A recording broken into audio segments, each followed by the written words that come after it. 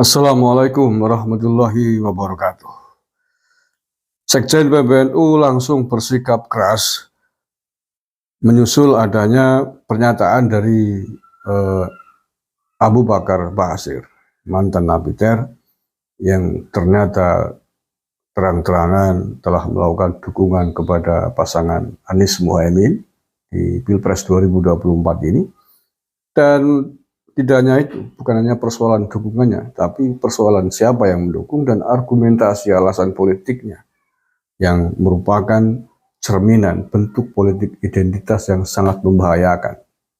Hanya gara-gara mendukung Anies dan Caimin, kemudian mengatasnamakan Islam, membela Islam, dan lain sebagainya. Dan PBNU melalui sekjennya Gus Ipul langsung bereaksi keras atas sikap itu dan menyuruhkan kepada warga NU, bahkan lebih umum kepada kita semuanya, untuk tidak mendukung pasangan capres-cawapres yang didukung oleh Abu Bakar Basir dan Amin Rais. Saya baca ini statementnya. Sekjen PBNU Saifullah Yusuf atau Gus Ipul meminta seluruh warga NU menggunakan hak pilihnya di Pilpres 2024 dengan memilih calon yang sesuai dengan kaidah ke-NU-an. Secara spesifik ia meminta Nahdien tak memilih paslon yang didukung oleh Abu Bakar Basir. Jangan kita mendukung pasangan yang didukung oleh orang-orang yang berseberangan dengan cara berpikirnya orang NU. Seperti calon yang didukung Abu Bakar Basir misalnya, apalagi ada Amin Raisnya juga, kata Gus Ipul melalui keterangannya pada hari Selasa 16 Januari kemarin. Kita harus waspada pada kelompok lain yang berseberangan dengan NU, apalagi cuma diiming-imingi posisi wakil presiden. Jangan mau pilih kelompok ini, kata dia. Dia tidak menyebut secara gamblang siapa capres-capres yang didukung Abu Bakar Basir.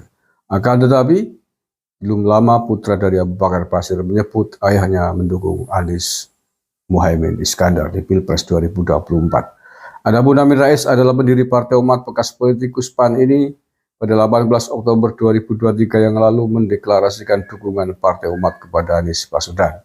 Amin menjabat sebagai Ketua Dewan Suro partai tersebut. Selanjutnya Gus Ipul mengatakan bahwa capres-cawapres yang dipilih oleh masyarakat harus benar-benar mencerminkan cara berpikir dan bermadzhab Ahlus Sunnah wal Jamaah. Pastikan bahwa paslon yang kita pilih itu sesuai dengan cara bermadzhab dan berpikirnya NU. Pilih dan pilah semua info yang ada agar kita tidak tersesat karena berita-berita hoax, katanya. Warga NU diharapkan mengetahui secara pasti calon mana yang seiring dan sejalan dengan kepentingan Indonesia dan kepentingan NU. Kita ingin warga NU mencoblos pada tanggal 14 Februari mendatang. Kita berharap semua warga NU hadir dan menggunakan hak pilihnya dengan sungguh-sungguh memperhatikan semua paslon yang ada, kata Gus Ipul.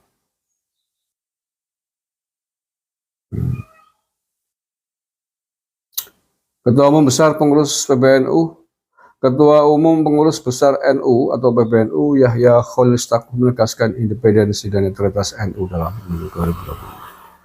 Oke, itu penegasan dari Sekjen PBNU. Mudah-mudahan bisa menjadi referensi khususnya bagi warga Nahdien di seluruh tanah air pada siapa akan memilih pasangan calon presiden wakil presiden di Pilpres 2024 nanti. Saya sepakat bahwa menurut saya harus lebih luas lagi, bukan hanya sejalan dengan kepentingan NU, tapi sejalan dengan kepentingan bangsa dan negara, sejalan dengan kepentingan merah putih, sejalan dengan Pancasila, Bhinneka Tunggal Ika, NKRI. Yaitu semuanya memang menjadi sikap besar prinsip NU di dalam politik kebangsaannya. Kita tidak mungkinlah memilih orang-orang yang dengan sengaja punya niat ingin menegakkan syariat Islam, sebagaimana disampaikan oleh Abu Bakar Basir sendiri dalam banyak kesempatan, termasuk menjelang Pilpres ini. Dia memang punya ambisi ingin negara ini agar diatur dengan hukum-hukum Islam sesuai syariat Islam. Itu adalah sikap politik identitas, sikap primordial yang sangat tidak mungkin diterapkan di Indonesia, karena Indonesia negara yang multi agama, multi suku, multi budaya. Dan karenanya para pendiri bangsa dulu 1945 sudah bersepakat dengan Pancasila, dengan Bhinneka Tunggal Ika itu. Karena itulah yang paling menyelamatkan negara kita. Itulah yang paling menyelamatkan bangsa ini dari perpecahan. Bangsa yang melindungi seluruh agama. Sehingga negara ini diatur bukan atas dasar agama. Kalau diatur dengan atas dasar agama salah satu, misalkan atas dasar syariat Islam, yang lain cemburu dong. Yang agama Kristen, yang agama Buddha, agama Hindu, dan lain sebagainya. Lalu nanti saya dapat apa dong? Saya nanti nggak bisa hidup di Indonesia dong. Kan gitu. Maka yang sudah disepakati ini, Pancasila ini, Undang-Undang Dasar 45 ini, semboyan Bhinneka Tunggal Ika ini adalah yang terbaik bagi bangsa kita.